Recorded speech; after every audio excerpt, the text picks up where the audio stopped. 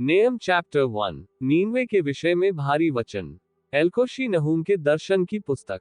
यहोवा जल उठने वाला और बदला लेने वाला ईश्वर है। यहोवा बदला लेने वाला और जलजलाहट करने वाला है। यहोवा अपने द्रोहियों से बदला लेता है और अपने शत्रुओं का पाप नहीं भूलता। यहोवा विलंब से क्रोध करने वाला और बड़ा शक्तिमान है, वह दोषी को किसी प्रकार निर्दोष न ठहराएगा। यहोवा बवंडर और आंधी में होकर चलता है और बादल उसके पांवों की धूली है।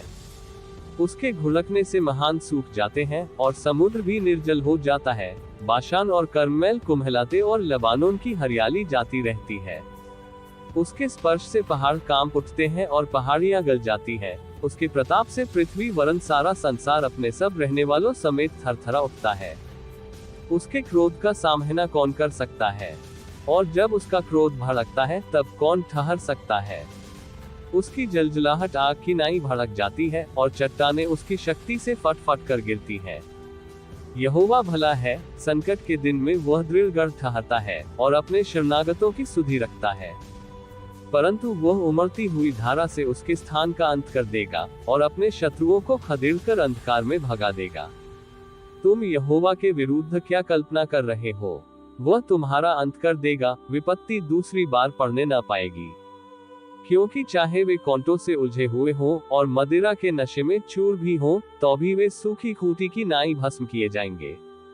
तुझ में से एक निकला है जो यहोवा के विरुद्ध कल्पना करता और नीचता की युक्ति बांधता है।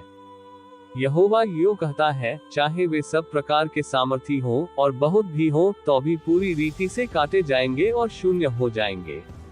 मैंने तुझे दुख दिया है, परंतु फिर न दूंगा, क्योंकि अब मैं उसका जुआ तेरी गर्दन पर से उतारकर तोड़ डालूंगा और तेरा बंधन फाड़ डालूंगा।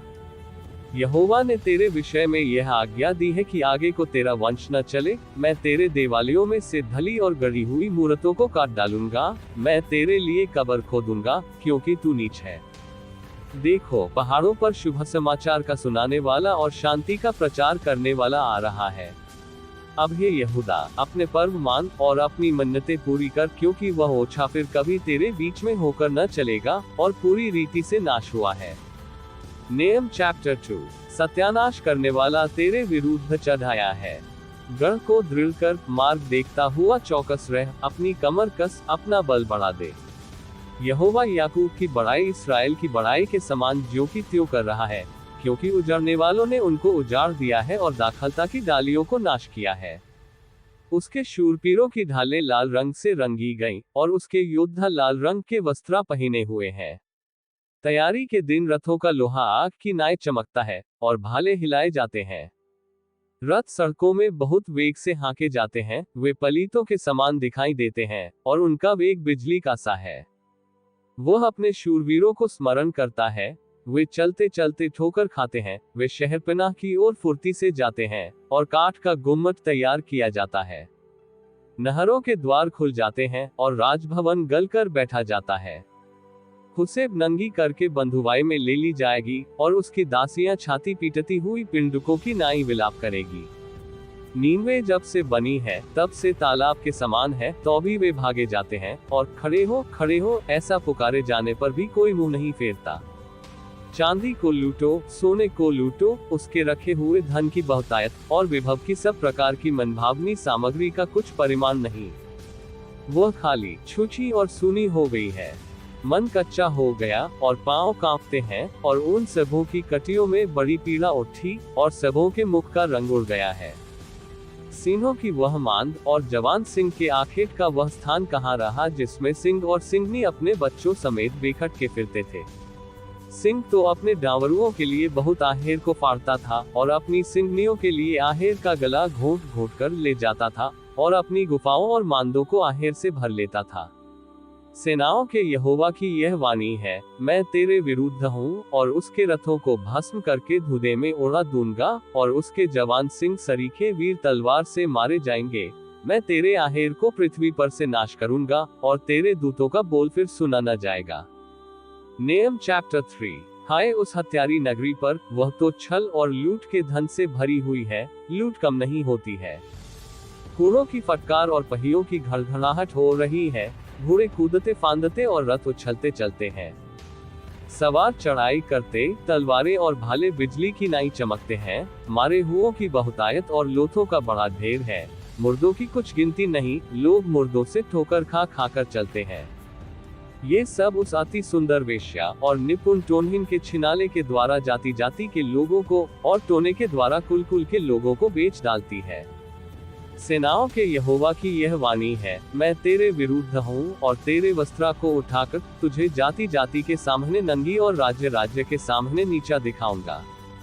मैं तुझ पर घिनौनी वस्तुएं फेंक कर तुझे तुच्छ कर दूंगा और सबसे तेरी हंसी कराऊंगा। और जितने तुझे देखेंगे सब तेरे पास से भागकर कहेंगे, नीनवे नाश हो गई, कौन उसके कारण विलाप करे। हम उसके लिए शांति देने वाला कहाँ से ढूंढ कर ले आए। क्या तू अमोन नगरी से बढ़कर है, जो नहरों के बीच बसी थी और उसके लिए किला और शहर पनाह का काम देता था। कुश और मिद्दी उसको अनगिनत बल देते थे, पूत और लूबी तेरे सहायक थे। तो भी उसको बंधुआई में ले गए और उसके नन्हे बच्चे सड़कों के सिरे पर पटक दिए गए और उसके प्रतिष्ठित पुरुषों के लिए उन्होंने चिट्ठी डाली और उसके सब रईस बेड़ियों से जकड़े गए। तू भी मतवाली होगी, तू घबरा जाएगी, तू भी शत्रु के डर के मारे शरण का स्थान ढूंढेगी। तेरे सब गढ़ ऐसे अंजीर के वृक्षों के समान होंगे जिनमें पहले पक्के अंजीर लगे हों, यदि वे हिलाए जाएं तो फल खाने वाले के मुंह में गिरेंगे। देख, तेरे लोग जो तेरे बीच में हैं, वे स्त्रियां बन गए हैं। तेरे देश में प्रवेश करने के मार्ग तेरे शत्रुओं के लिए बिल्कुल खुले पड़े हैं और रुकावट की छड़ें आग के कौर हो गई हैं।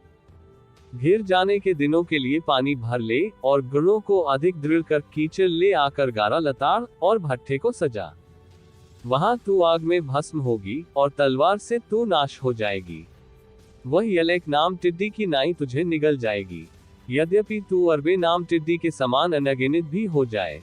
तेरे व्यापारी आकाश के तारागण से भी अधिक अनगिनत हुए। टिड्डी चट करके उड़ जाती है। तेरे मुकुटधारी लोग टिड्डियों के समान और सेनापति टिड्डियों के दलों सरीखे ठहरेंगे, जो जाड़े के दिन में बाड़ों पर टिकते हैं, परंतु जब सूर्य दिखाई देता है तब भाग जाते हैं और कोई नहीं जानता कि वे कहाँ गए। हे अश्शूर के राजा, तेरे ठहराए हुए चरवाहे ऊँघते हैं, तेरे शूरवीर भारी नींद में पड़ गए हैं।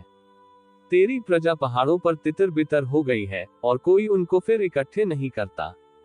तेरा घाव न भर सकेगा, तेरा रोग असाध्य है। जितने तेरा समाचार सुनेंगे वे तेरे ऊपर ताली बजाएंगे, क्योंकि ऐसा कौन है जिस पर तेरी लगातार दुष्टता का प्रभाव न पड़ा हो।